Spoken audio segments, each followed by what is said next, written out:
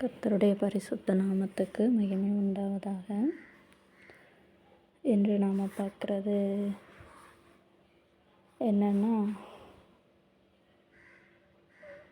நமக்கு எதிரி யார் அப்படிங்கிறது தான். நமக்கு எதிரி யார், நமக்கு விரோதி யார், நமக்கு எதிராக இருக்கிறது யார் அப்படிங்கிறது தான் பார்க்க போகிறோம். நமக்கு எதிராக செயல்படுறது யார் அப்படின்னா பிசாசு அப்படிங்கிறது நமக்கு எல்லாத்துக்குமே தெரியும். நமக்கு எதிரியாக இருக்கிறது பிசாசு, கர்த்தருக்கு எதிரியாக இருக்கிறதும் பிசாசு தான் அப்படிங்கிறது நமக்கு தெரியும். நாம் எல்லாரும் கேள்விப்பட்டிருப்போம்.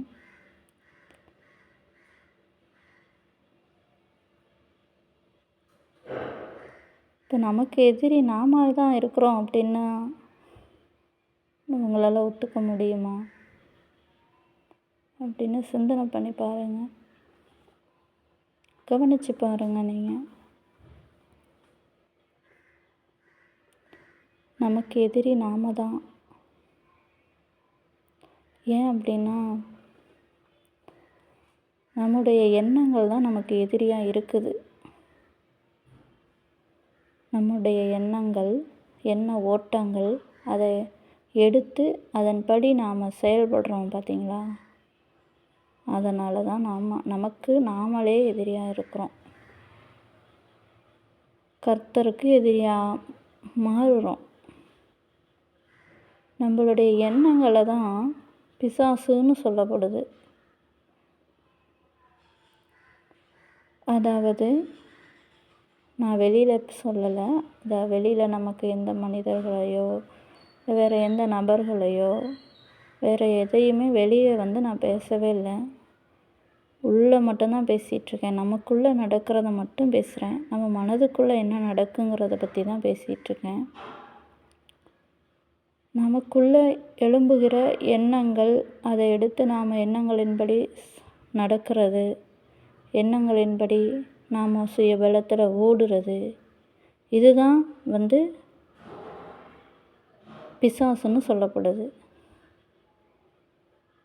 எதிரின்னு சொல்லப்படுது. இந்த எண்ணங்கள் தான் நமக்கு எதிரியாக இருக்குது. இப்போ நம்மளுடைய எண்ணங்களே நமக்கு எதிரியாக இருக்குது. ஸ்தோத்திரம். நம்முடைய எண்ணங்கள் தான் நமக்கு எதிராக இருக்குது. ஏன்னா கர்த்தரோட சித்தத்தின்படி செய்ய விடாமல் நமக்கு இந்த மாம்சீகமான எண்ணங்கள் நம்மளை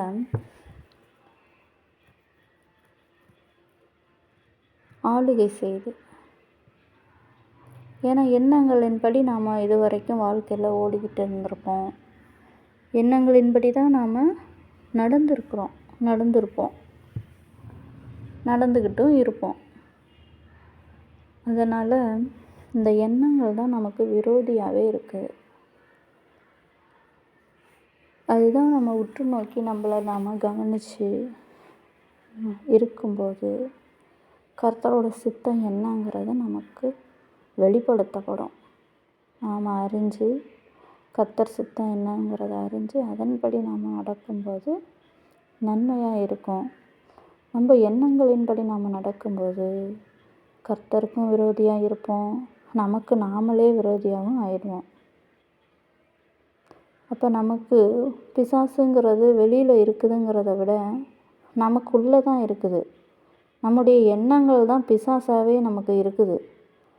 அப்போ அந்த மாம்சீகமான எண்ணங்களை நாம் எடுத்துக்காமல் உதறி விட்டுட்டோம் அப்படின்னா நமக்கு நல்ல வாழ்க்கையானது தேவனால் அமைக்கப்படும். எண்ணங்களின்படி, மாம்ச எண்ணங்களின்படி நாம் ஓடாமல் தேவனுடைய சித்தத்தின்படி நாம் ஓட்டத்தை தொடங்கணும் அப்படின்னா நமக்கு நல்ல வாழ்க்கையானது திறக்கப்படும். நல்ல வாழ்க்கை காட்டப்படும், கர்த்தரால் நமக்கு காட்டப்படும். சிறப்பான உயர்வான வாழ்க்கை என்பது நமக்கு காட்டப்படும். அப்போ இந்த எண்ணங்கள் தான் நமக்கு விரோதியாக இருக்குது. நம்ம மனதுக்குள்ளே எண்ண ஓட்டங்கள் ஓடிக்கிட்டே இருக்குது.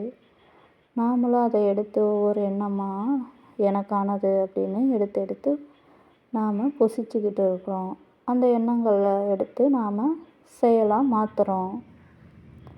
இந்த எண்ணங்களை நாம் விட்டுட்டோம் அப்படின்னா கர்த்தருக்கு விரோதியாக இல்லைன்னு அர்த்தம். நாம் கர்த்தருக்கு பிரியமானவங்களாக நாம் மாறிடுவோம். இப்போ நமக்கு எதிராக இருக்கிறது எதுனா நம்மளுடைய எண்ணங்கள். நம்மளுடைய எண்ணங்களை நாம் விடுக்க, எண்ணங்களுக்கு நாம் விலகி இருக்க தெரிஞ்சுக்கிட்டோம் அப்படின்னா கர்த்தருக்கு பிரியமான பிள்ளையாக மாறிடுவோம். அதை கவனித்து பார்த்தா தான் நமக்கு புரியும். எந்த அளவுக்கு நம்மளை உற்று நோக்கி உள்நோக்கி நாமளே நம்மளுடைய எண்ணங்கள்,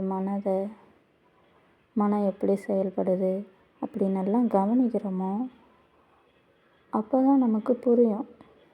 அப்போ தான் அந்த எண்ணங்களை விட்டு நம்ம விலக முடியும். கர்த்தர் அப்போ தான் நமக்கு உதவி செய்வார். தேவன் முழு பலத்தை நமக்கு தருவார். அப்போ எண்ணங்களுக்கு விலகி இருக்க நாம் கற்றுக்கணும். எண்ணங்களுக்கு விலகினவங்களுடைய வாழ்க்கை தான் உயர்ந்த ஸ்தலத்தில் நிறுத்தப்படும். கர்த்தருக்கு ஸ்தோத்திரம்.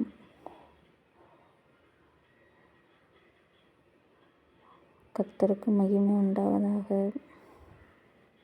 கர்த்தர் நல்லவர், அவர் கிருபை என்றும் உள்ளது.